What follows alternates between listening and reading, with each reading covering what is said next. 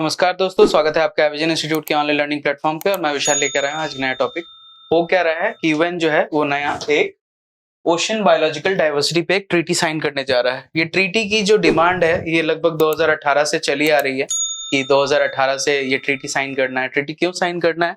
ताकि जो marine resources है इनका कंजर्वेशन और सस्टेनेबल यूज हो पाए।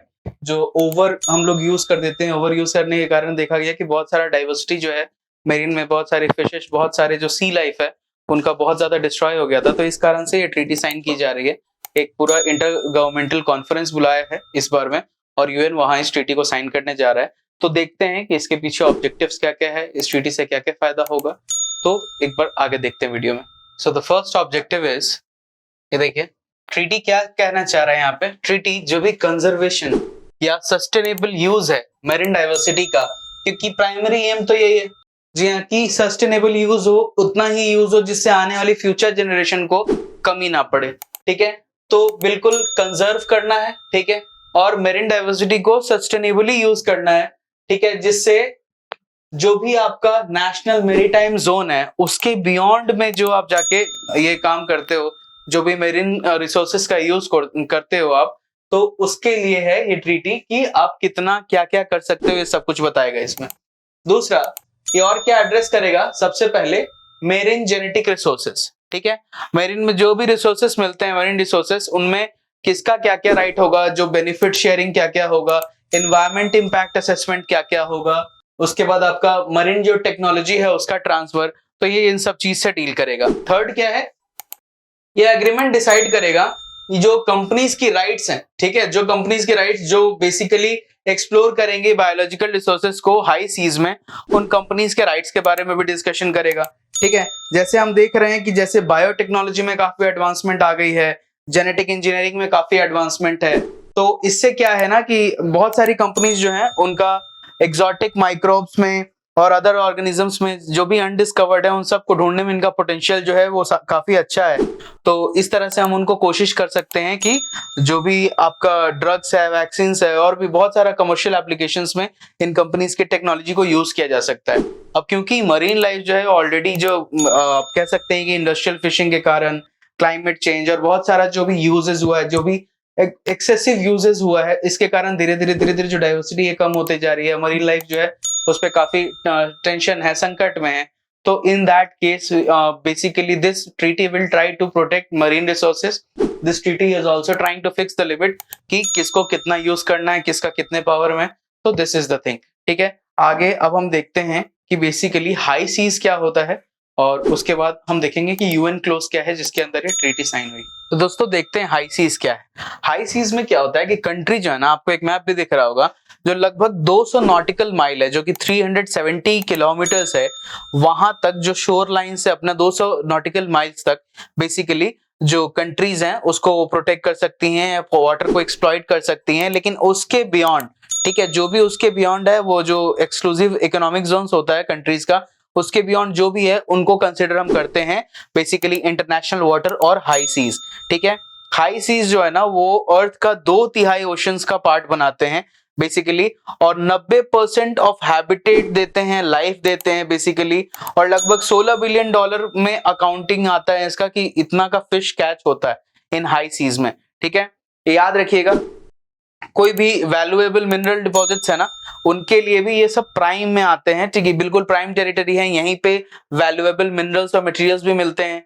उसके बाद जो इंटरनेशनल लॉ है ना, ये 4 ग्लोबल जो आप कह सकते हैं कॉमन्स को ये करता है, आइडेंटिफाई करता है। सबसे पहले हाई सीज है, एटमॉस्फेयर है, अंटार्कटिका है और आउटर स्पेस है। ठीक है, हाई सीज, एटमॉस्फेयर, अंटार्कटिका और आउटर स्पेस। ठीक है, और जो ग्लोबल कॉमन है ये रेफर करता है बेसिकली जो रिसोर्स डोमेन्स है, जो बेसिकली जो भी पॉलिटिकल रीच है ना किसी भी कंट्री का, किसी भी नेशन का, उससे जो बाहर है। ठीक है, ये कहलाता है ग्लोबल कॉमन्स।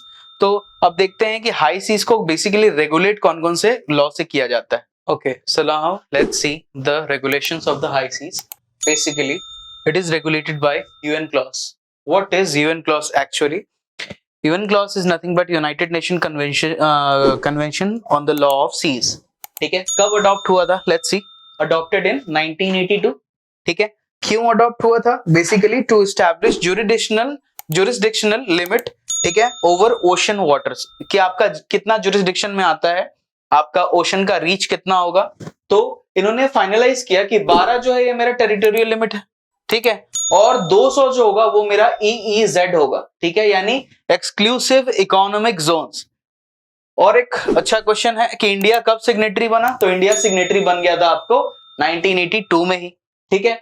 और इसका मोटिव क्या था कि टेक्नोलॉजी का ट्रांसफर हो सके, कि जो भी डेवलप कंट्रीज है वहां से अंडर डेवलप कंट्रीज के बीच में टेक्नोलॉजी का ट्रांसफर हो सके, जो भी मेरीन टेक्नोलॉजी है वो ज्यादा से ज्यादा बढ़िया से बढ़िया सभी को मिले, क्योंकि basically they want every nation to be developed, यही तो मेन यहाँ पे ये है, ठीक है। उसके बाद देखते हैं कि जो रेगुलेशन है ये क्या कहता है, ठीक है, हाई सीज के लिए यूएन क्लॉज कहता है ये इंटरनेशनल वाटर में जो भी एक्टिविटीज होती है उसको रेगुलेट करता है, ठीक है, जैसे सी बेड माइनिंग हो गया, केबल लेइंग हो गया, ये सारा चीज को रेगुलेट करने का काम जो है वो यूएन क्लॉज करता है।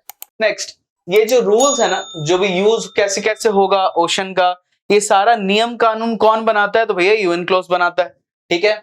उसका रिसोर्सेज पे कौन कौन कैसे कैसे किसका पावर होगा, क्या होगा, सारा रूल जो है यही बनाता है। लेकिन कभी भी ये नहीं बताता, जिस कारण हम देखते हैं ओवर एक्सेसिव यूज भी होता है।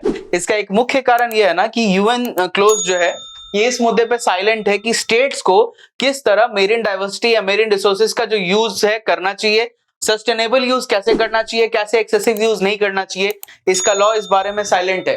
तो क्या कहता है कि डज नॉट स्पेसिफाई कि how state should conserve and sustainably use high seas biodiversity. इस कारण क्या होता है कि states they keep over using the resources and end up destroying the marine you can say ecosystem, the marine diversity, and also it leads to various other phenomena also, for example climate change and all everything we can see, and it also you can say कि decreases life in the seas, ठीक है, बहुत नुकसान करते हैं।